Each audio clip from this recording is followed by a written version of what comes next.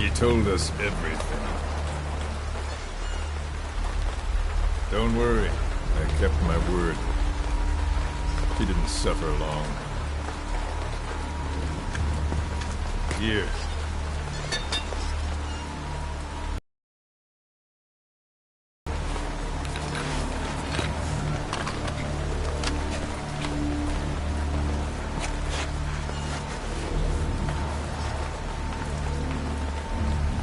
How's it feel to play the traitor?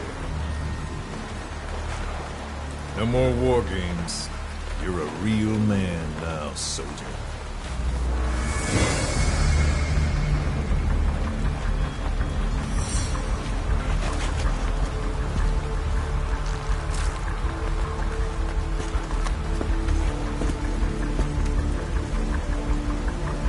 Give my regards to your boss when you get home.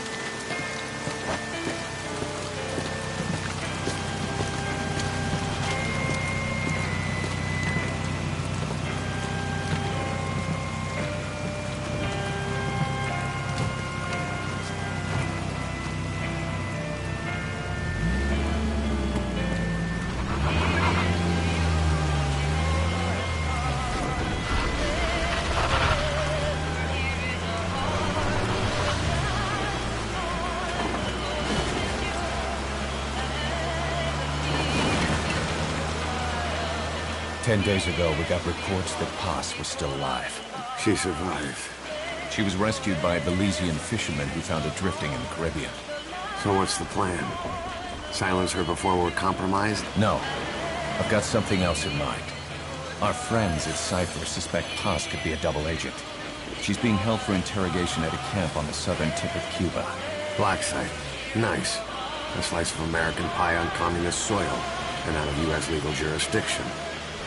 The upcoming inspection of Mother Base has to be connected somehow. The timing's too perfect. The UN's nuclear inspection. My guess is they're trying to corroborate Paz's leak. We're an army without a nation. Word of our capabilities gets out, and we'll have the whole world out to shut us down. Having an American private intelligence agency involved's bad news. Cypher's the ones who sent Paz to us in the first place. She knows the true nature. Right. Paz is our only link to Cypher. If she's still alive, we need her on our side.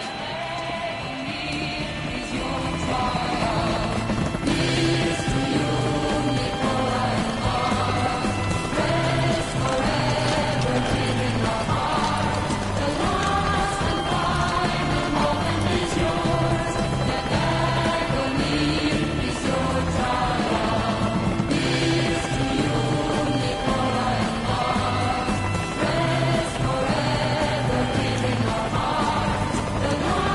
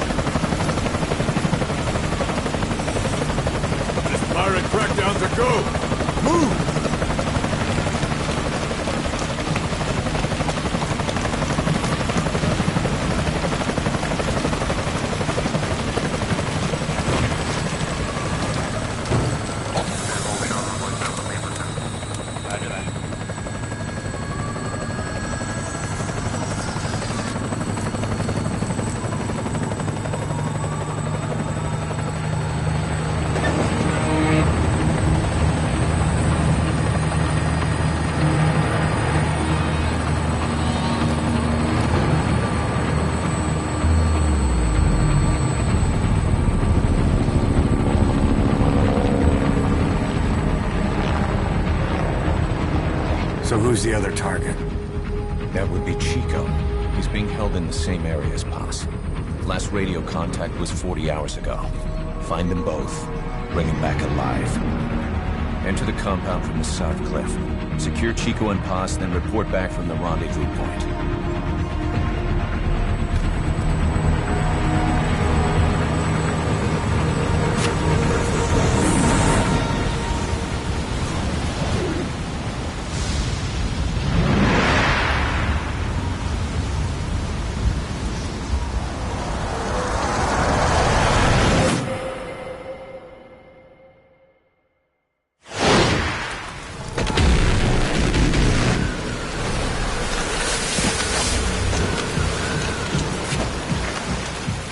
We'll send a chopper from across the Cuban border. You should be back at Mother Base in time for lunch. You'll probably just miss our guests. The only catch is you go in solo.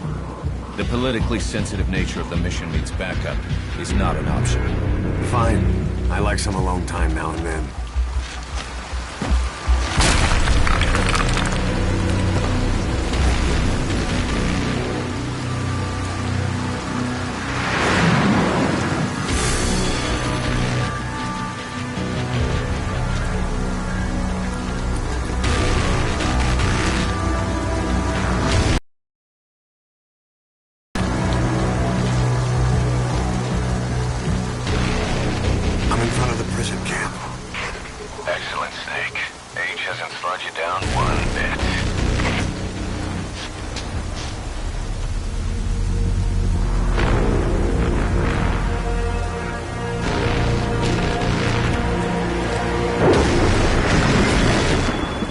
Kept you waiting, huh?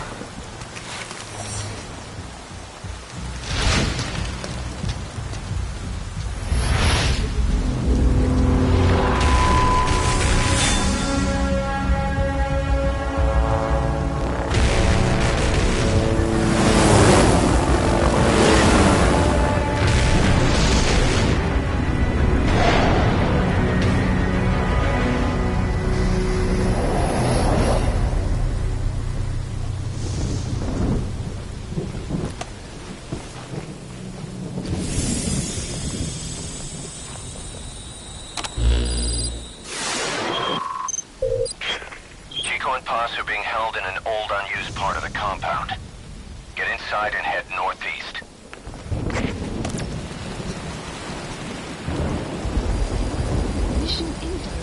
This is an infiltration mission. You've got to stay out of sight. Before you go any further, use your binoculars to recon the area.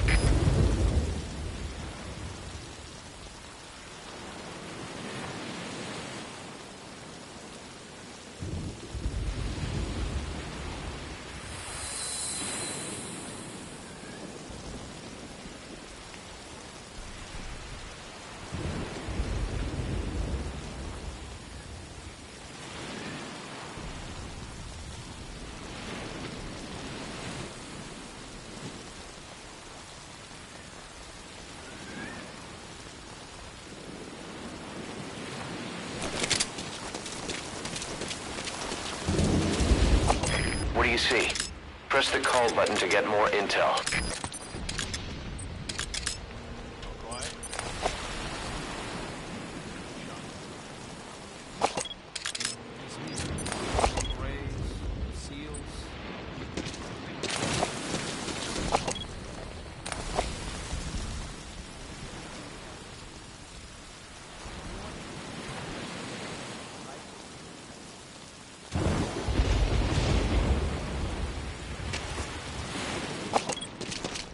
Keep low. You can check the controls on the pause screen. If you ready your weapon while crawling, you can move horizontally left or right. If you do that holding the dash button, you'll move faster.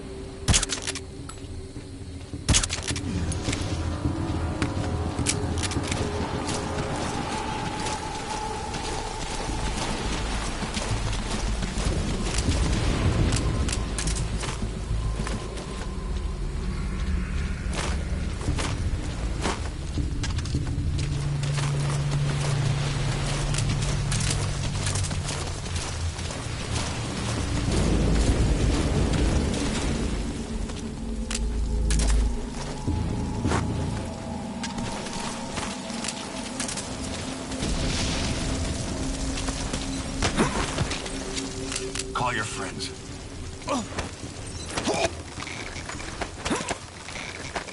Delta 2, this is CP. Give us this. Do you copy? Come in. We have a situation. All units on alert.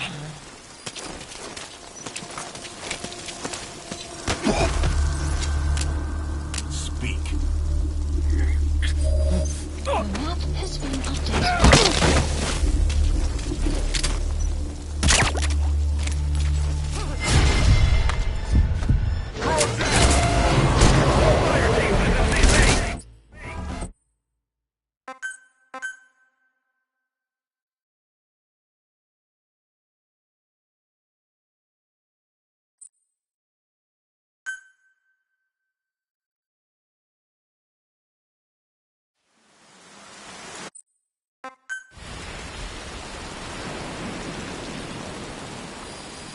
Mission info has been updated. This is an infiltration mission. You've got to stay out of sight. Before you go any further, use your binoculars to recon the area. What do you see? Press the call button to get more intel.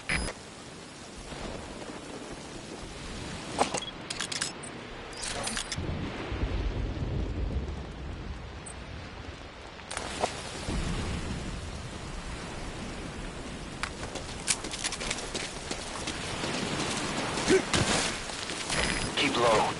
You can check the controls on the pause screen. If you ready your weapon while crawling, you can move horizontally left or right. If you do that holding the dash button, you'll move faster.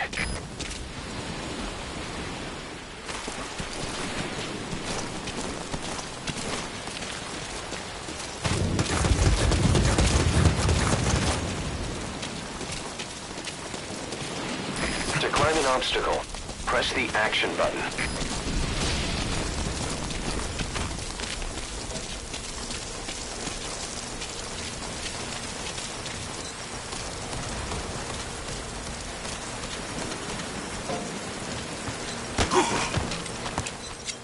Speak. The map has been updated.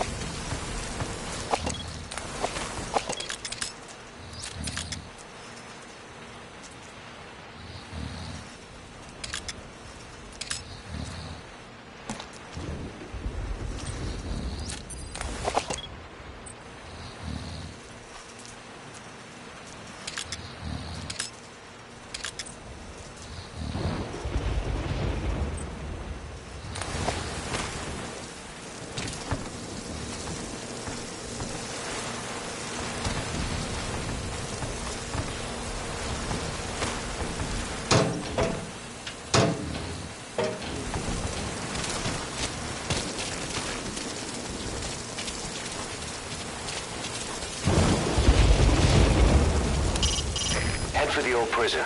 You'll find the targets there.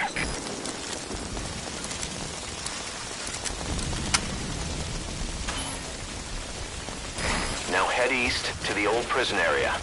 You can bring up the target's location on your iDroid. Eyes open, boss.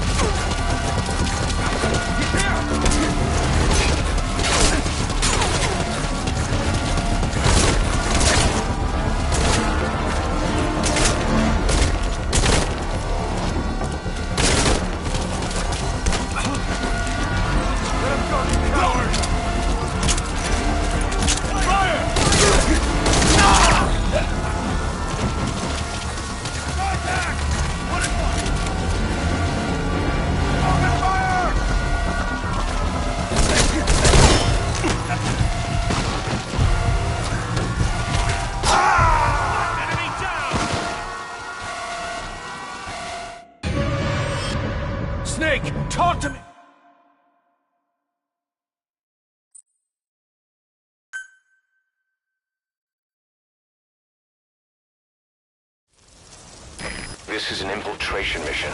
You've got to stay out of sight. Head for the old prison. You'll find the targets there. You can now either interrogate him, knock him out, or kill him. His life is in your hands.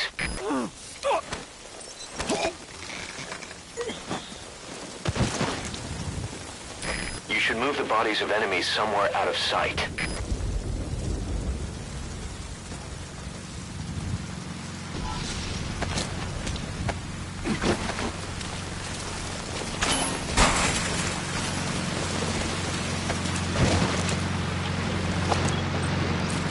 Take a good look at the enemy through your binoculars, and you can mark him. Marked enemies can be sensed when nearby, even if there's a wall between you and them. But it only works if you stop and take the time to focus your attention.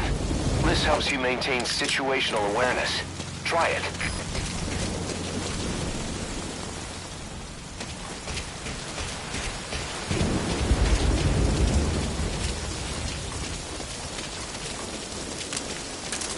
Use a flare grenade to call the chopper to your current position. Just don't forget you might put it in danger of being shot down.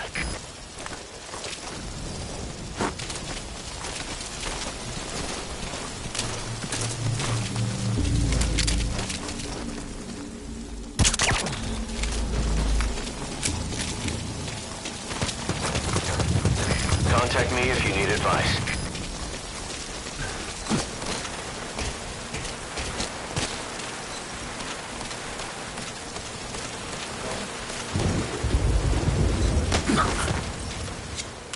Spit it out. Speak.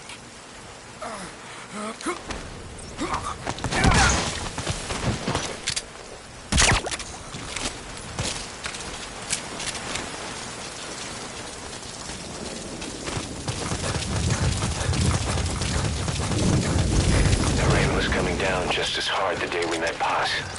I only want peace for my country. I can't believe we ever bought that cover story.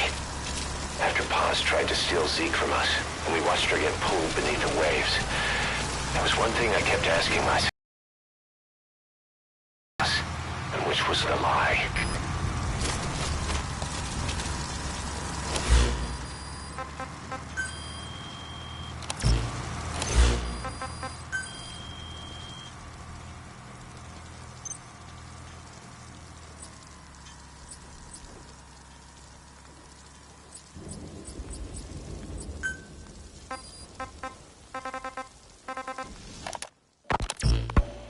As of today, I will be living here at Mother Base. Now my real trial begins.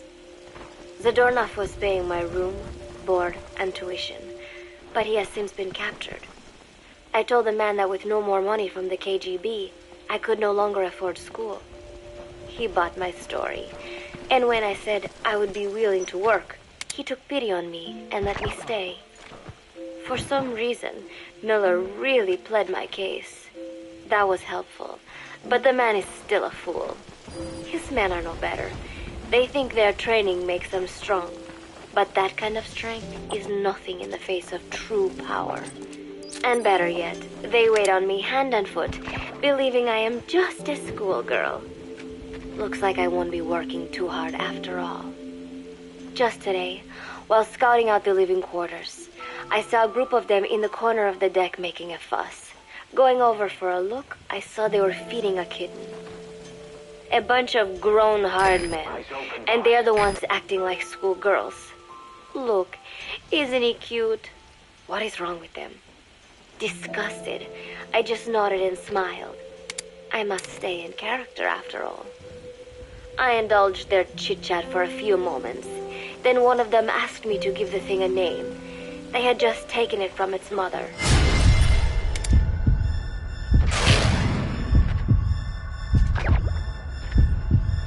Named it Nuke. I improvised some nonsense about how our compassion for living things can help prevent wars. The men gave me a little fish. I held it out in my palm and the kitten happily ate it up. What a pathetic, feeble creature.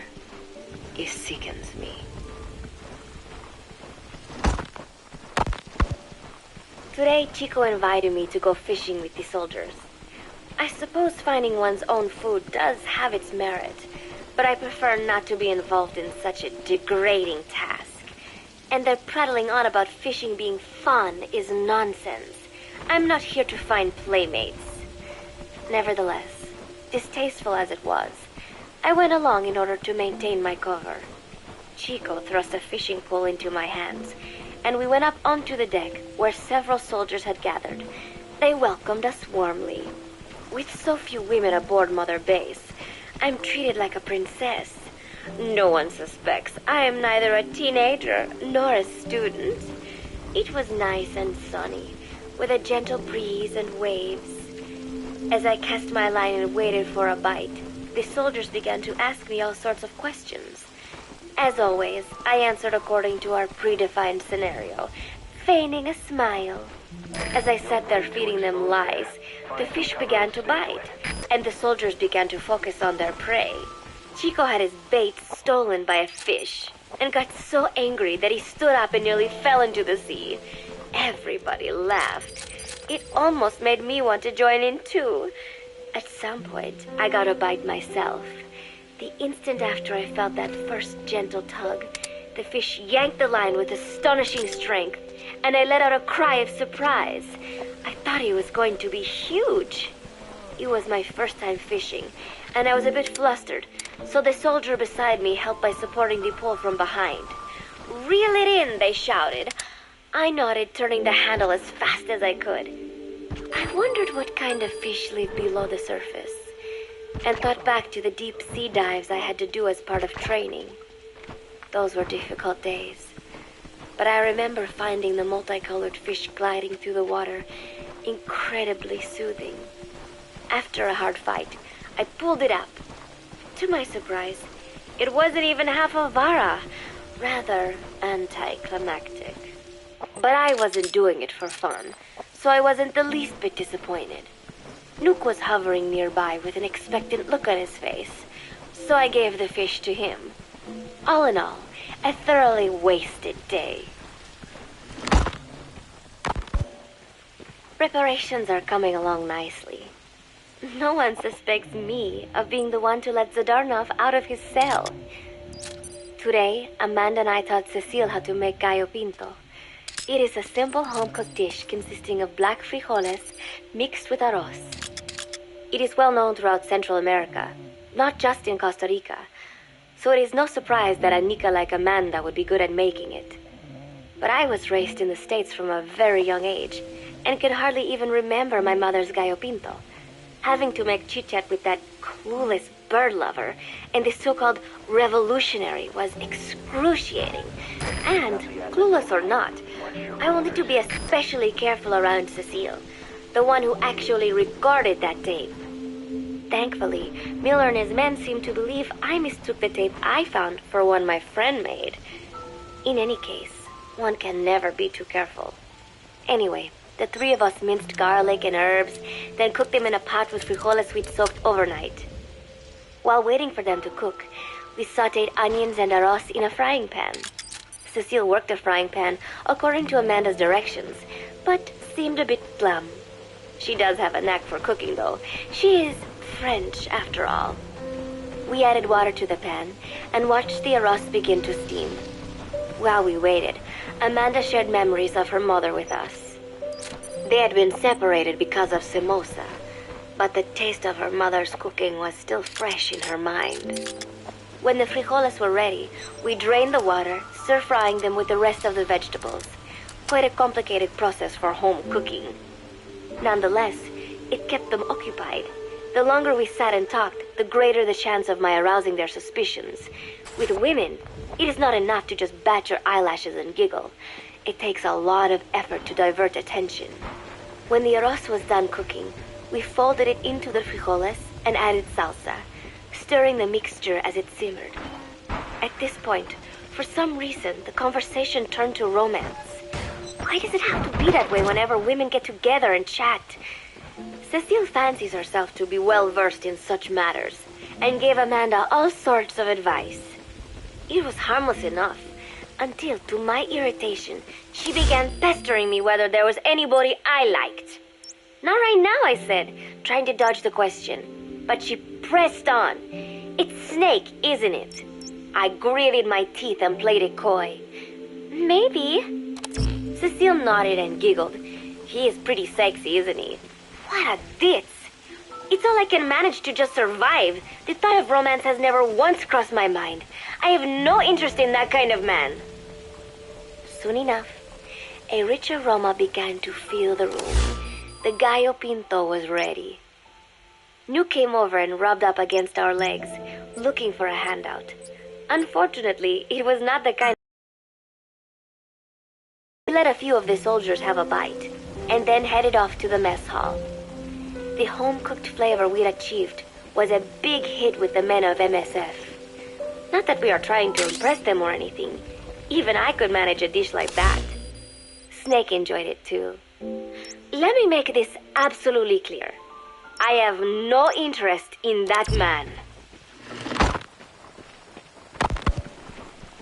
Football, or soccer as it is known in the States, is extremely popular here.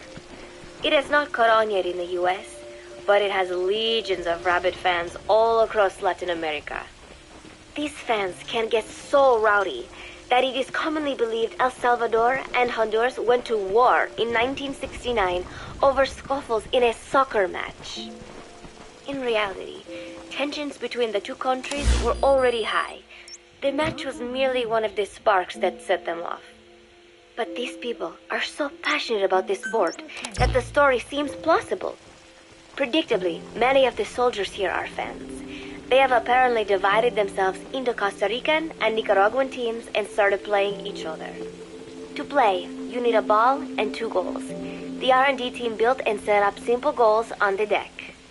I had absolutely no interest, but Chico insisted that I come and watch. It was not a proper match by any means. The pitch was not even regulation size, but the players and spectators alike got pretty excited. They banged empty cans and shouted cheers through the handmade megaphones. It almost felt like carnival. Huey, the referee, blew a whistle to start the match. The soldiers' training has left them in excellent physical shape, but they lacked the honed skills of professionals and their play was quite rough. Midway through, one of the men collided with another. They started shouting at one another, but Huey stepped in. I thought we had forsaken our countries, become one with the earth, he said, quoting Snake. We're not competing for national pride here, and we are not fighting for the good of any one country. This is not a war. Soccer is a peaceful sport, am I right? The soldiers nodded. They know the pain of war, and they share Snake's vision. Perhaps that is why all this resonates with them. Team Costa Rica was down a man, and somehow I was picked to fill in. Costa Rica had the advantage up until that point. I suppose Huey wanted to keep it balanced. The soldiers agreed with Huey's call. Maybe the Costa Rican players felt an even matchup would be more fun too. I could not be bothered to run at first, but chasing the ball out there in the hot sun, I was soon drenched in sweat. Before long, I found myself actively seeking out the ball, partially out of desperation. I picked up a loose ball deep on the opponent's side of the field. Even though he's Nicaraguan, Chico cheered me on, yelling, "Go for it, shoot!" I launched the ball as hard as I could, only to have it blocked by the keeper. Disappointment only increased my determination. In the end, I didn't score a single goal, and Costa Rica gave up its lead. It was really close, though.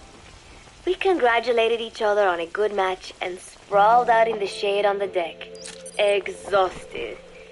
The ocean breeze felt so nice on my sun-soaked body. Nuke came over. It is one of his favorite spots, and stretched out next to me. And together, we watched fluffy white clouds drift lazily across the clear blue sky. It was lovely out today, so I decided to sun myself in a lounge chair up on the deck when Strangelove came up to me. Despite the heat, she was in her usual long sleeves and pants.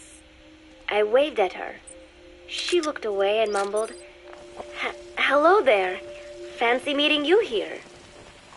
I asked if she needed anything, feeling her eyes creeping up and down my body like she was savoring it. Finally, she swallowed and said, "You have such beautiful skin." Bewildered, I shook my head and said, "No, not at all. I had heard rumors that she was a lesbian, but she couldn't be after me, could she?" She continued to stare and said, "No, it is beautiful, but you must not let yourself get so tanned." And then she took my hand in hers. "What is wrong with a little son?" I asked, trying to cut the conversation short. But she shook her head violently. "No, you mustn't. A young lady should take better care of her skin." She was acting strangely now, as if aroused. She lectured me on the perils of tanning, how it ages skin, causing wrinkles and spots, and in the worst cases, even skin cancer. I knew already that tanning could cause spots, but I thought only pale-skinned Anglo-Saxons had to deal with that. Having a scientist tell me it causes aging, though, that spooked me a little.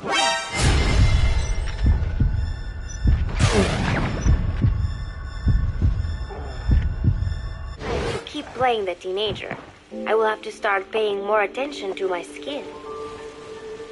Sensing my anxiety, she took a small tube from her pocket. She said it was the sunscreen she always used. She told me to keep it. I didn't know what to say. I was more than happy to take it, but exactly what were her intentions? Was she merely being nice? Or is she really into me? Either way, there was no reason to refuse, I suppose. I have undergone training. An out-of-shape woman does not pose any real threat to me. Having power means not being afraid. It is the same on a global scale. A country with nukes can dictate terms to a country without them. I thanked her and took the tube. Then she offered to put some on for me. She squirted some lotion onto her fingers and began rolling it into my chest.